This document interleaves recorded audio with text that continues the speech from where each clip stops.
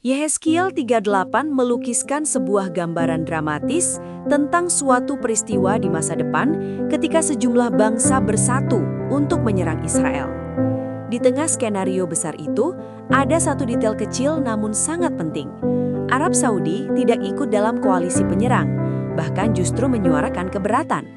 Fakta ini saja sudah cukup untuk membuat kita berhenti sejenak dan memperhatikannya. Apalagi jika dikaitkan dengan arah perkembangan Arab Saudi di panggung global saat ini. Mari kita telaah secara bertahap karena bagian ini syarat makna.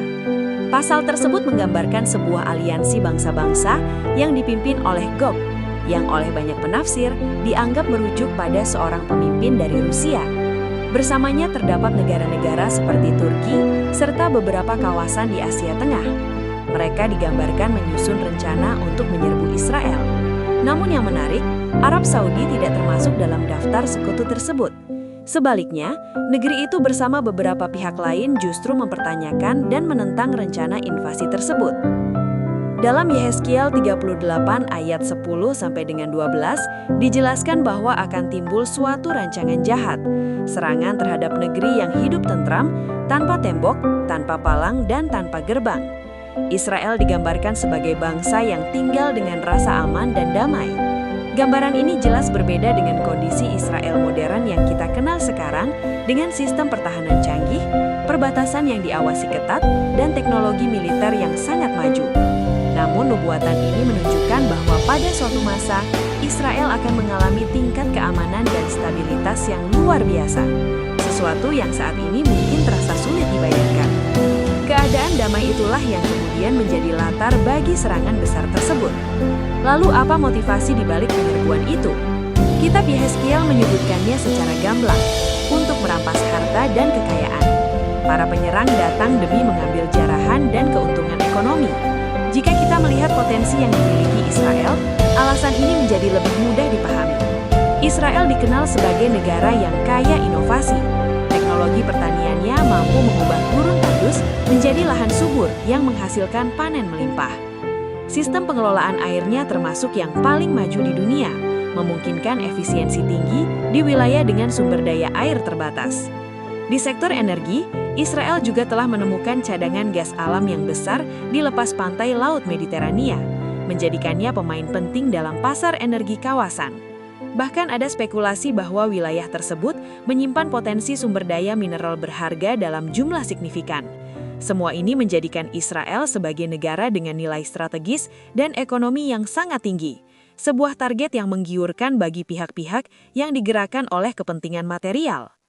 Di tengah gambaran itu, Yehezkiel 38 ayat 13 menyebut nama Sheba dan Dedan yang banyak dikaitkan dengan wilayah Arab Saudi modern, serta para pedagang Tarsis dan singa-singa mudanya. Mereka tidak ikut menyerang, melainkan mempertanyakan tindakan tersebut. Apakah tujuan mereka semata-mata untuk merampas emas, perak, ternak, dan barang-barang berharga?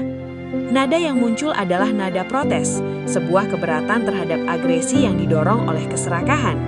Untuk bisa mengambil posisi seperti itu, Arab Saudi dalam skenario tersebut harus berada pada posisi sebagai negara yang berpengaruh dan disegani, yang memiliki kepentingan dalam menjaga stabilitas regional. Menariknya, jika melihat perkembangan beberapa tahun terakhir, arah kebijakan Arab Saudi memang menunjukkan transformasi besar. Kerajaan itu sedang melakukan modernisasi besar-besaran, mendiversifikasi ekonominya, dan berusaha mengurangi ketergantungan pada minyak melalui berbagai proyek ambisius. Arab Saudi juga semakin aktif menjalin hubungan ekonomi dan diplomatik dengan negara-negara di kawasan seperti Oman, Uni Emirat Arab, Irak, dan Kuwait. Salah satu rencana besar yang dibahas adalah pembangunan jalur perdagangan yang menghubungkan India ke Mediterania, yang berpotensi mengubah peta perdagangan global dan mengurangi ketergantungan pada rute tradisional seperti terusan Suez. Langkah-langkah ini menunjukkan visi jangka panjang untuk memperkuat posisi kerajaan sebagai pusat ekonomi dan logistik regional. Selain itu, Arab Saudi juga terlibat dalam upaya diplomatik untuk meredakan konflik di Yaman, mencari solusi politik yang dapat memberikan keuntungan jangka panjang bagi stabilitas kawasan. Di sisi lain, terdapat pula komunikasi tidak langsung dengan Israel melalui berbagai saluran, didorong oleh pertimbangan ekonomi dan keamanan bersama. Semua ini mencerminkan pendekatan pragmatis yang lebih menekankan kerjasama dan stabilitas dibandingkan konfrontasi terbuka. Jika dikaitkan dengan nubuatan Yehezkiel 38, posisi Arab Saudi yang menolak invasi bisa dipahami sebagai cerminan kepentingannya dalam menjaga keseimbangan regional. Negara yang tengah membangun reputasi sebagai mediator dan pemimpin kawasan tentu tidak akan diuntungkan oleh perang besar yang mengacaukan stabilitas ekonomi dan politik. Pertemuan tingkat tinggi yang digelar di Riyadh dalam beberapa tahun terakhir juga memperlihatkan ambisi itu. Kepemimpinan Arab Saudi menekankan pentingnya stabilitas dunia Islam, pembangunan ekonomi, dan pengelolaan hubungan yang kompleks baik dengan rival seperti Iran maupun dengan mitra strategis di Teluk. Isu Palestina dan konflik Israel-Palestina pun menjadi bagian penting dalam diskusi-diskusi tersebut, mencerminkan posisi sensitif yang harus diambil kerajaan dalam menyeimbangkan aspirasi regional dan kepentingan nasionalnya. Semua dinamika ini menunjukkan bahwa peran Arab Saudi dalam panggung geopolitik semakin signifikan. Dalam konteks Yehezkiel 38, detail kecil tentang keberatan Arab Saudi terhadap invasi menjadi sangat menarik. Nubuatan itu bukan sekedar berbicara tentang konflik militer, tetapi juga tentang motif ekonomi, pergeseran kekuatan, dan posisi negara-negara kunci di kawasan. Pada akhirnya, pesan yang dapat ditarik adalah bahwa perebutan sumber daya dan kekayaan seringkali menjadi pendorong utama konflik, baik dalam catatan Alkitab maupun dalam realitas geopolitik modern. Dan di tengah pusaran itu, posisi sebuah bangsa, apakah memilih agresi atau stabilitas, dapat menentukan arah sejarah yang akan terukir. Dalam pernyataannya yang cukup tegas, putra mahkota Arab Saudi mengecam keras tindakan Israel di Gaza dan bahkan menudingnya melakukan genosida terhadap rakyat Palestina. Ia menyerukan agar komunitas internasional menuntut pertanggungjawaban Israel serta memastikan penghormatan terhadap kedaulatan negara-negara di kawasan, termasuk Iran. Ucapan ini oleh sebagian pengamat dianggap sebagai sinyal perubahan nada politik luar negeri Saudi, baik terhadap Israel maupun terhadap Iran. Namun jika ditelaah lebih dalam, terutama dengan memperhatikan redaksi aslinya dalam bahasa Arab, maknanya bisa lebih kompleks. Sejumlah analis berpendapat bahwa retorika tersebut merupakan bagian dari strategi diplomasi yang diperhitungkan dengan cermat. Isu Palestina adalah persoalan yang sangat sensitif di dunia Arab dan Muslim. Karena itu, Arab Saudi perlu menunjukkan solidaritas terbuka terhadap perjuangan Palestina, sembari tetap menjaga peluang normalisasi hubungan dengan Israel yang memiliki nilai strategis besar bagi kerajaan. Putra mahkota tampaknya memahami bahwa setiap kesepakatan resmi dengan Israel hampir pasti harus disertai bentuk pengakuan terhadap aspirasi negara Palestina, walaupun mungkin dalam kerangka yang lebih simbolis atau bertahap. Disinilah terlihat upaya menyeimbangkan dua kepentingan, menjaga legitimasi di dunia Islam dan sekaligus membuka pintu kerjasama geopolitik yang menguntungkan. KTT di Riyadh juga memperlihatkan perubahan lebih luas dalam kebijakan luar negeri Saudi. Nada kritik terhadap Israel tampak berbeda dibandingkan periode sebelumnya, ketika upaya normalisasi sejalan dengan semangat Abraham Accords yang didorong Amerika Serikat pada masa pemerintahan Donald Trump menjadi agenda utama. Pergeseran ini semakin rumit setelah tercapainya kesepakatan rekonsiliasi antara Arab Saudi dan Iran pada tahun 2023 yang dimediasi oleh Tiongkok. Langkah tersebut menambah dimensi baru dalam percaturan politik kawasan. Meski Riyadh membuka dialog dengan Teheran, bukan berarti kecurigaan hilang begitu saja. Kepemimpinan Saudi tetap memandang Iran dengan hati-hati. Pendekatan ini lebih merupakan langkah pragmatis untuk mengelola ketegangan daripada tanda keselarasan ideologis.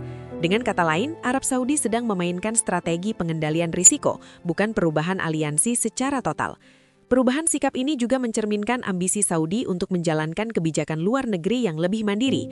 Setelah puluhan tahun sangat bergantung pada Amerika Serikat, Riyadh kini mengambil pendekatan multi-arah, berdialog dengan Iran, menjalin komunikasi diam-diam dengan Israel, sekaligus mempererat hubungan dengan Tiongkok dan kekuatan global lainnya. Strategi ini menunjukkan keinginan untuk menjadi pemain utama yang menentukan arah sendiri, bukan sekedar mengikuti poros kekuatan besar. Faktor penting yang mendorong perubahan tersebut adalah menurunnya tingkat kepercayaan terhadap Amerika Serikat, khususnya setelah beberapa kebijakan pemerintahan Joe Biden yang dianggap kurang mengakomodasi kepentingan Saudi, misalnya dalam penanganan konflik Yaman dan kebijakan terhadap kelompok Houthi. Perasaan tersisih ini mempercepat dorongan untuk mendiversifikasi mitra strategis. Peran Saudi sebagai calon mediator dalam konflik Israel-Palestina pun terus menjadi sorotan. Dengan kekayaan minyak dan posisi geografisnya yang strategis, kerajaan ini memiliki pengaruh besar di Timur Tengah.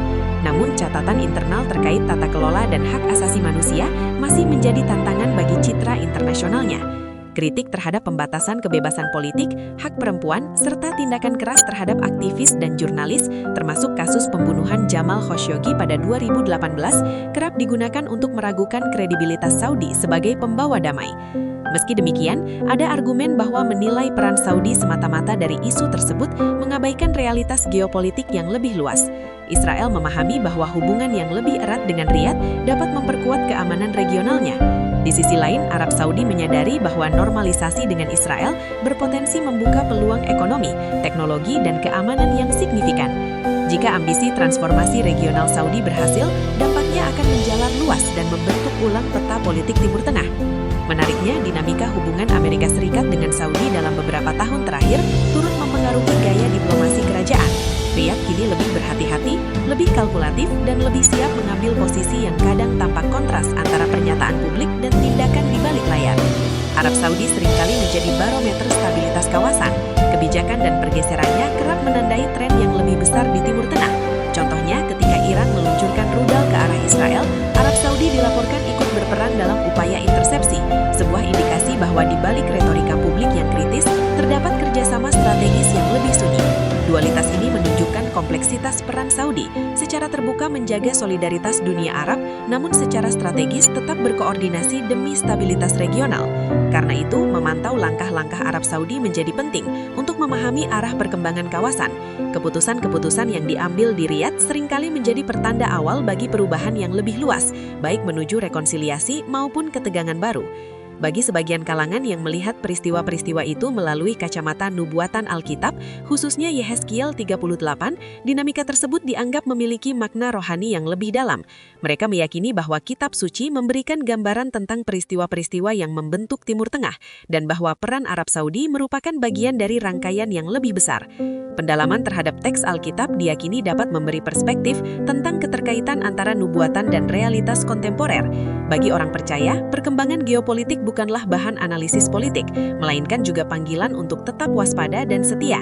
Ketidakpastian mengenai waktu peristiwa-peristiwa eskatologis seperti pengangkatan gereja atau kedatangan Kristus yang kedua kali tidak menghapus keyakinan bahwa sejarah bergerak dalam kerangka rencana ilahi. Karena itu, respons yang dianjurkan bukanlah ketakutan, melainkan kesiapsiagaan dan pengharapan.